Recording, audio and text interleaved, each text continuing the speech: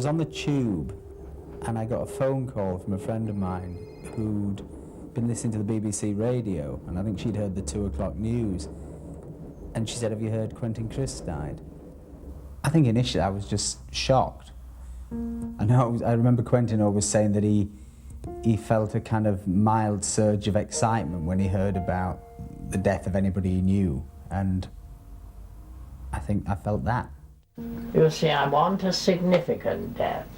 I don't want to die and have people say, "Is he dead? I thought he was dead." On Sunday, the 21st of November 1999, Quentin Crisp died of heart failure in Chorlton-cum-Hardy, a suburb of Manchester. Born Dennis Pratt in Surrey in 1908, he reinvented himself as Quentin Crisp and became famous following the television adaptation of his autobiography, The Naked Civil Servant. He spent the last 20 years of his life in New York and vowed never to return to England. But at the age of 90, with his health failing, he suddenly decided to undertake a punishing 2-week tour of the country he professed to hate. He died on the eve of his first appearance. When was it that you first went to meet Quentin?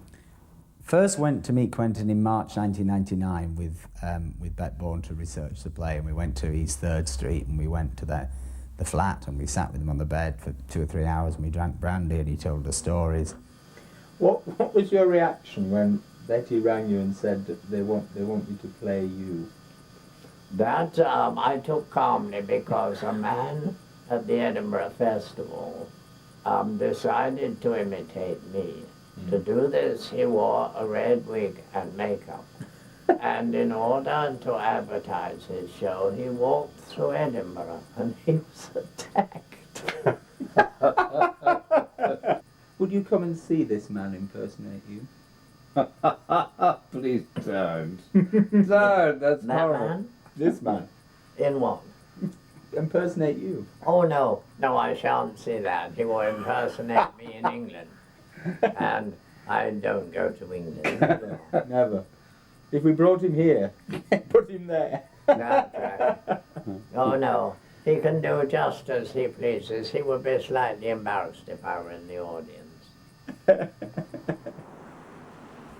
Later on in the year, I think probably September, October time, I sent Quentin a copy of the script, and I rang him up and I said, have you received it, Quentin? He said, "Well, I've received it, but I haven't read it." And I said, "Well, you've got to read it. You've got to approve it." And he said, "Well, I accept whatever you write." And then in September 1999, I heard that Quentin was coming to England for a 2-week tour of his one-man show. There was a moment of panic when we thought, my God, we're going to have Elvis down the road at the drill hall and the Elvis impersonator at the Bush at the same time, which clearly wouldn't have been a good idea. As it happened, the play opened before Quentin arrived, so we were able to get in first. Bette was able to have his performance judged on the basis of that, not against Quentin. Neither look forward where there is doubt, nor backward where there is regret, but look inward and ask yourself not if there is anything out there in the world that you want and had better grab before nightfall, but whether there is anything inside you that you have not yet unpacked. Be certain that before you fold your hands and step into your coffin, the little you can do and say and be is completed. To life, a funny thing that happens to you on the way to the grave.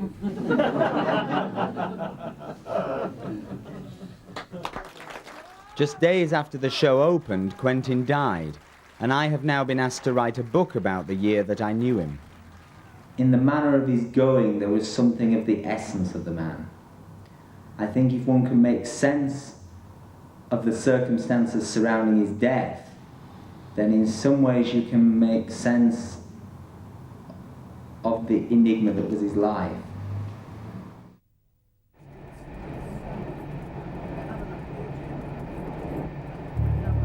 In the run-up to the play, Quentin gave several newspaper interviews in which he appeared to regret giving the play his blessing.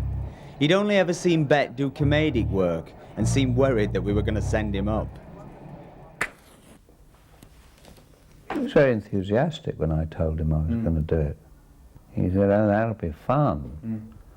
And it was about him, and he liked that. He said to me, there's going to be a play about me in England, and Bette Bourne is supposed to play me. I said, "Oh, that'll be marvelous." I said, "Betty's such a great actor." And he looked at me and he said, "Whatever are you talking about?" He said, "Don't you realize what they're going to do?" He said, "I don't want it. I don't want it, and I won't have it." It is definitely possible that the play had something to do with Quentin's decision to come to England. Perhaps he wanted to remind us of the real thing. But it's also possible he never even wanted to come to England. Were you surprised when he went to England for that last tour? Yes. Yes, and worried. And we thought, and we didn't think he wanted to go. But he always did as he was told. If he was told to go to England, he'd go to England. If he was told to go to France, he would go to... He always did what he was told. As I believe I told you, I've been sold into slavery to an English policeman who runs an organisation called Authors on Tour. I have begged, pleaded and wept in an all-out effort not to be sent to England, but he insists. Do you think he meant that when he said that, though? What, he hated to come? Yes. Well, he didn't have to come. And that he was a slave to the... He didn't have to come, did he? I mean, this man, this Mr. Jaeger, what was his name? Lago. I mean, he couldn't have been that much of a tyrant, could he? When I called Mr. Lago after Quentin gave me his number, after he broke down in the middle of 2nd Avenue, I called Mr. Lago and I said, "Look, Quentin is very ill. If Quentin goes to England now, he will die." Mr. Lago says, "All right." He goes, "I am going to call it off." I said, "Look, that's fine." I said, "But there's no point in calling Quentin and telling him that I've told you this." I said, "You should just simply call him and tell him that there have been some problems and that it's fallen through." I said, "Be a gentleman about it." We then both phoned Quentin and said, "Look, Quentin, this is entirely your call. It's entirely up to you. There's no pressure. We can cancel. No one's going to lose any face." He said, "No, I want to come." Well, a half hour later, the phone rings, and it's Quentin. And Quentin says, "Mr. Lago's called me. Why did you do this? Now he told me that he'll cancel, but he'll never employ me again." There was something of a brouhaha. Some of his friends had tried to keep him from going, and when he found out that they had sort of gotten in touch with, the agent that was responsible for getting him over there, he became as close to lividly angry as I think anyone had ever seen him, because you don't mess with that. You don't screw with that. Again, that almost religious adherence to they're paying you. He had gone back into thinking that he needed to please his employer. So he went to England for that reason and that reason alone. I never say no to anybody. Right. But no is unkind. And if you say I am not worthy, that's nice. And then you go away thinking, "Oh, wasn't that nice?" And it's a long time before you think it still means no. So did Quentin go to England because he could never say no to anybody? Or did he go knowing he might die in his home country? He wanted to go because he knew he would die. He knew that getting on that plane for 8 hours and then getting off again to another plane, the stress of all that would do damage to his heart. So he knew most likely 90% of it, he would die. That's speculation, but it's possible that he felt this might be his last trip, and maybe in some sense he wanted to end up in England, come full circle. I mean, who knows? He was so British. Well, England is a terrible place. Right. And I longed to leave it. That I longed, of course, after I'd grown up and was subjected to the hostility of the English. I know he wasn't treated very well over here, but I think he really basically did like England, and I think he would have been quite happy to come back to England to die. If what you're asking is, did Quentin decide to go because he thought this would give him the significant death that he was after, I'd be careful about that. I think he went because he was told to and he was being paid for, as he always did anything in his life. The bank is always ringing me up and telling me I'm overdrawn. And I toss and turn throughout the night.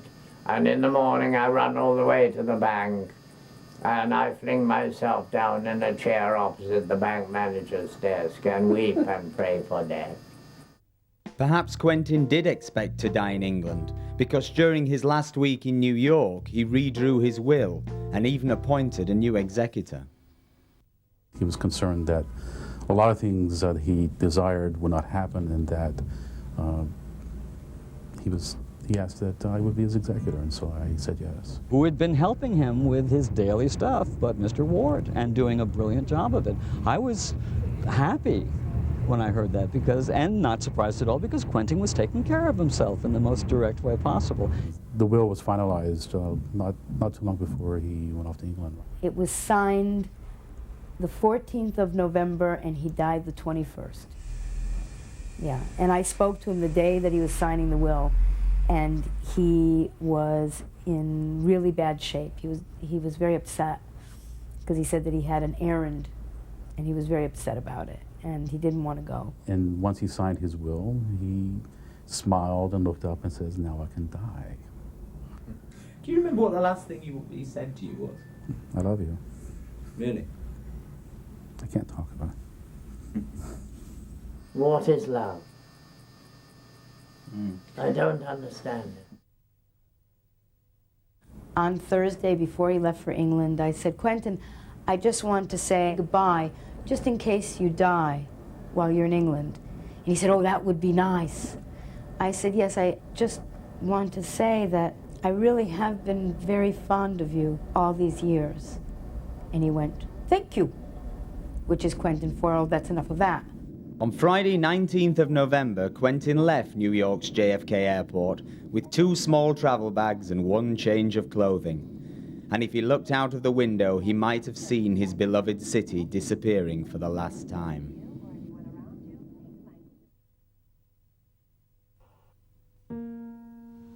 He said many times, "I want to die a significant death." He said, "I don't want a lot of people to be stood round an iron bedstead saying, 'Oh, I thought he died years ago.'"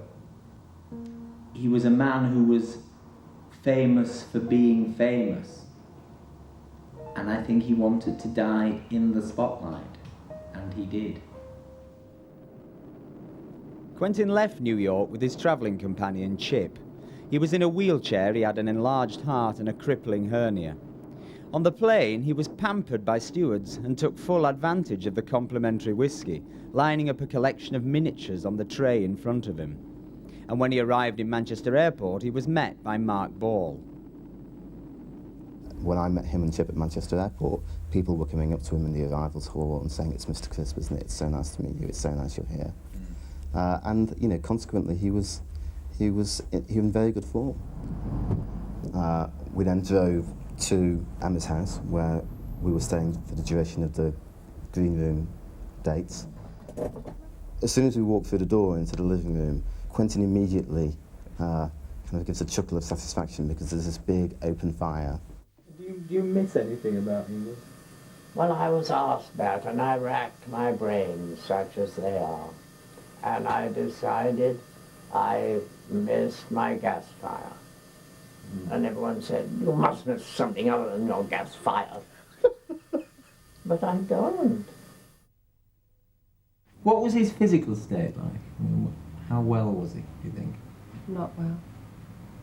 I think not well. I was shocked when I saw him. I mean, I expected him to be old, to look old, but he looked ill. Who else was here when he arrived?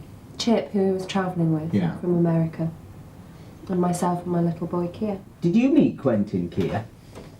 Yes. What was he like? Like a girl. What did you talk about? Spiders. And what else did he talk about? He had a bottle of shandy. Of shandy? Yeah. Not brandy? Of brandy. Brandy. I asked him if he wanted any food, cooking, if he wanted any tea, and he said no. He didn't feel well. He felt sick, and he just wanted to go to bed. And that was about 6:30, 7 o'clock.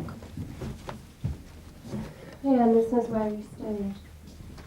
This was his room? This was his room. It didn't have the baby things in it, didn't have that railing. It was this bed. As Chip said, kind of, every time Quentin went to bed, Quentin would kind of demand, a little peck on the cheek as a kind of goodnight kiss. And if Chip forgot, he'd kind of, slowly raise his cheek as a reminder.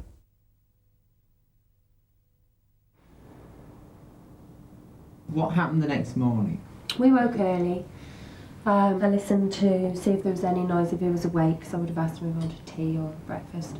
When Chip got up at about 8:30, I said, I want you to go and see if he wants breakfast or anything. Chip went, no, he likes to lie in. By about 9, half 9, I said, no, I really want you to go and see if everything's okay and if there's anything I can get for him. And so Chip went up to wake him then, and then shouted down, Emma, I need you to come upstairs. And I just walked into the room, and just by looking at Quentin, I knew that he was dead. I can remember I said to a woman I knew, I don't believe I shall ever die. And she said, neither do I, but I practice like mad. It was strange because by the bed, he had his teeth in a glass and 2, I don't know if they were farthings actually, old coins. Oh no, they weren't, they were quarters. 2 quarters. And for that second I thought, God, that's what people do, isn't it, to the dead? They put quarters on their eyes to close their eyes. I wonder if he knew that he was going to die. They then called the police, and 20 minutes later, the police arrive, knock on the door, and they're greeted by PC Sissy. The undertakers then arrive, who are 2 rather fussy middle-aged gay men who suddenly go into hero worship that they're dealing with the body of Quentin Crisp. Because of who Quentin was, the coroner decided to carry out a post-mortem, which took a couple of days. What was the result of that post-mortem? Massive heart attack. Well, I presumed it had been instant, but when the undertakers came to take him out of the house, they found pills in his hand. Emma told me something interesting, that days after Quentin had died, they discovered a brandy bottle which was empty. How did that get there? Have you any idea? I have no idea. This was 3/4 of a bottle of brandy? Yeah, amaretto. Along with the whiskies on the plane? Along with the whiskies on the plane and along with his angina tablets. But, when we got the coroner's report back, there was no trace of excessive alcohol in the blood. That wasn't given as any kind of cause of death. Our theory is that he woke up in the night, maybe felt something was wrong, went to grab the pills to relieve the angina, and it instead had a massive heart attack. I don't really commit suicide, which I know I should do. I am much too old, and I'm occupying time and space on television, which people more worthy could occupy. But I don't die.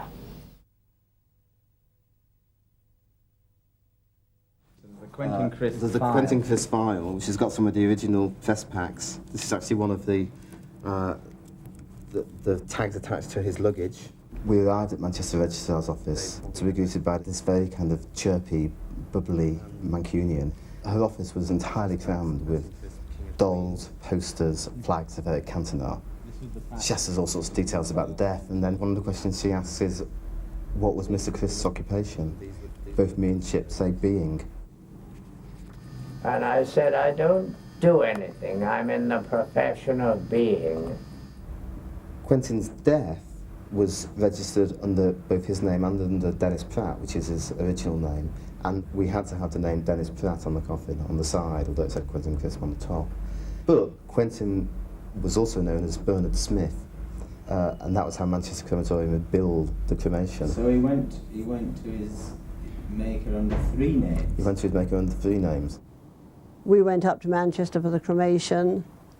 There were just 9 of us there because he didn't want a big funeral or anything. We didn't really want a funeral at all. It wasn't really a funeral, it was just a formality. I felt sad that his passing away had been so, it felt like it was so insignificant when he was such a significant person. I mean, he really was. He influenced so many people. I said, well, I'll put up the money for the cremation, you know, but this Charles Snell said, oh no, the DSS hasn't paid for that. Do you think that was his final act of revenge on the Getting the English taxpayer to pay for his funeral? Possibly. The day after the funeral, we had to get the ashes back to the States. British Airways upgraded them, and they flew back first class. So Quentin had his own seat? Quentin had his own seat for the ashes. And did Chip put the ashes on Quentin's seat? I think he put them on Quentin's suite and then found that he was getting lots of very unusual looks and then took Quentin away in the overhead locker. The ashes have been scattered around Manhattan, his hometown. What would be the worst thing anyone could say to you? The worst thing. I have no money. Quentin had always maintained he needed to live in abject poverty, but in his will, he left in excess of $500,000, most of it to his family. Were you surprised that in his will Quentin was to leave money to you largely, rather than, say, to some starving artist in the East Village or whatever? We were surprised, but when you look at it, it's not surprising. It's not surprising.